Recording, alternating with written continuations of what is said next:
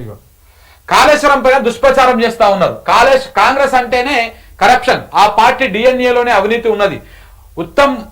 మంత్రి ఉత్తమ్ కి మతి భ్రమించింది, నిజంగానే మతి భ్రమించింది. హరీష్ రావు గారు చెప్పినటువంటి మాటల్లో ఏం అతిశయోక్తి లేదు, ఏం తప్పలేదు. ఉత్తమ్ కుమార్ రెడ్డికి చిప్పు దొబ్బింది. అసలు ఆ నీళ్ల మీద అవగాహన లేదు. చిప్పు దొబ్బి ఏది పడితే అది మాట్లాడు. కాళేశ్వరం అంట పనికిరాదు, కూలిపోయిందంట. 2 పియర్స్ కుంగిపోతే కూలిపోయినట్టు కాదు, మరి ఎస్ఎల్బిసి మొత్తం పనికిరాకుండా అయినట్ట, మొత్తం కూలిపోయినట్ట. ఎస్ఎల్బిసిలో అది అది అది మొత్తానికి కూలిపోయి 6 చచ్చిపోయారు కదా. ఇప్పుడు 8 మంది చచ్చిపోయారు కదా, 6 శవాలను కూడా తేలేకపోయింది కదా మీ చేతగాని సర్కారు. మరి ఎస్ఎల్బిసి మొత్తానికి అయిపోయినట్టు కదా, దాన్ని మొత్తం బంద్ పెట్టేస్తారా?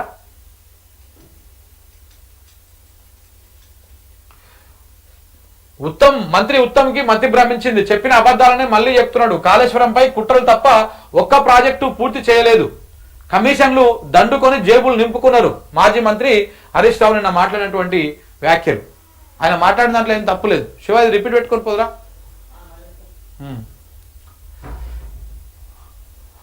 పోలవరం డెడ్ స్టోరేజ్ నుంచి నీటిని ఎత్తొద్దు, అనుమతులు లేకుండా ఈ ప్రాజెక్టు చేపడుతుర్రు, ఎత్తిపోతల పథకాన్ని అనుమతించరాదు, సిడబ్ల్యూసి పర్మిషన్లకు విరుద్ధం, గోదావరి నది యాజమాన్య బోర్డు పోలవరం ప్రాజెక్టు అథారిటీకి తెలంగాణ అధికారులు లేఖ రాశారు. ఈ లేఖలు రాసేదానికంటే నా సీఎం గారు పోయిరు, రేవంత్ రెడ్డి గారు పోయి మోడీని కలిసిండు. కలిసి ఆడ కూర్చొని, అయ్యా మీరు మాకు మా నీళ్ళని మాకు రాకుండా చాలా కుట్రలు చేస్తూ ఉన్నారు, ఈడ మా మేడిగడ్డని మేము రిపేర్ చేసుకుంటాము, వెనకాలలో ముంగ సరే మా రాజకీయ అవసరాలు మాకు ఉండొచ్చు, మేము కేసీఆర్ని తిట్టాలనో పొగడాలనో మా కార్యక్రమాలు మేము చేసుకుంటాం, కానీ నీళ్ళ విషయంలో తెలంగాణకు ప్రయోజనాలకు భంగం వాటిల్లేటువంటి విషయంలో మేము ఎక్కడ కూడా కాంప్రమైజ్ కాము. సో కాబట్టి ఇక్కడ పోలవరం నుంచి మీరు ఏదో బనకచర్లకు ఎత్తుకపోదాలని ప్రయత్నం చేస్తూ ఉన్నారు. ముందు మా 960 టీఎంసీలకు సంబంధించినటువంటి అన్ని అనుమతులు పర్మిషను మా అన్ని కూడా క్లియర్ చేసిన తర్వాత మీరు బనకచర్లకు ఎత్తుకపోరి, ఆ నుంచి ఇంక ఏకైనా ఎత్తుకపోరి, తమిళనాడుకి ఎత్తుకపోరి, ఎక్కడికి ఎత్తుకపోరి, మాకు అభ్యంతరం లేదు అని చెప్పొచ్చు, పోయి మాట్లాడొచ్చు. కానీ రేవంత్ రెడ్డి గారు ఇది మాట్లాడారంటే నేను నమ్మను. ఆయన మాట్లాడేటువంటి వ్యక్తి కూడా కాదు, ఆయనకు ముందు తెలియదు అసలు ఈ విషయం.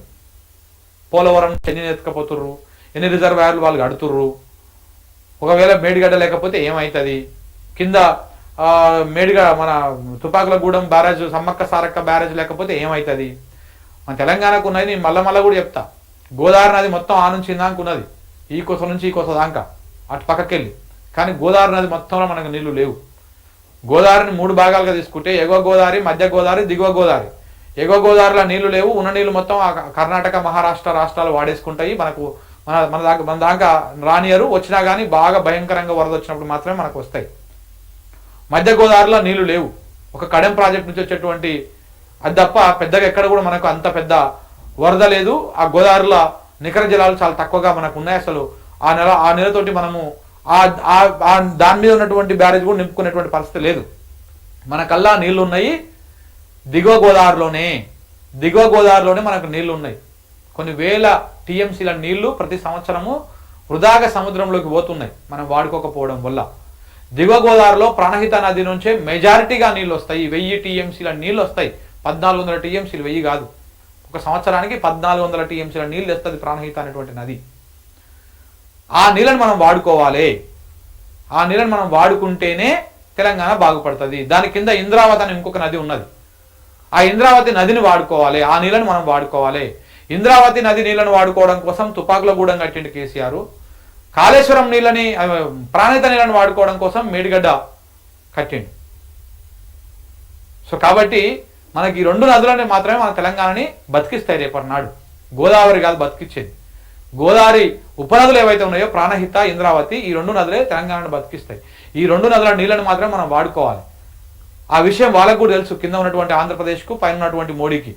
సో కాబట్టి ఈ 2 నదులకు ఆ కలువంగానే కిందంగా కట్టలు వేసేసి కేసీఆర్ వాడుకుంటున్నారు, నీళ్లు తెలంగాణలో వాడుకుంటున్నారు. సో కాబట్టి ఈ 2 బ్యారేజీలు లేకుండా చేయాలి, అందుకోసమే ఈ కుట్ర చేస్తూ ఉన్నారు. సో కాబట్టి దయచేసి తెలంగాణ ప్రజలు మేల్కొనాలి. ఈ బ్యారేజీల అవసరాన్ని మనం అర్థం చేసుకోవాలి, అర్థం చేసుకుంటేనే మనకు నీళ్ళు వస్తాయి, లేకపోతే రావు. ఇప్పుడు కృష్ణ పోతున్నా, ఇప్పుడు కృష్ణ ఆ శ్రీశైలంకి వెళ్ళి ఎత్తుకపోతురు, ఆ నాగార్జున సాగర్ కుడికాలం నుంచి ఏమంటారు రైట్ కెనాల్ నుంచి ఎత్తుకొని పోతున్నారు. మొత్తం మనకేమన్నా వస్తున్నాయా నీళ్లు? వాటి మాత్రం గేట్లు లేపితే ఉరుకుతాయి, వాళ్ళంతా గ్రావిటీ. మనదేమో గడ్డ, వాడిదేమో లోతట్టు ప్రాంతం. వాడి గేట్లు లేపితే ఉరుకుతాయి, మనకేం మోటార్లు పెట్టి పైకి పంపించుకోవాలి. సో కాబట్టి చాలా అప్రమత్తంగా ఉండాల్సినటువంటి అవసరం ఉన్నది.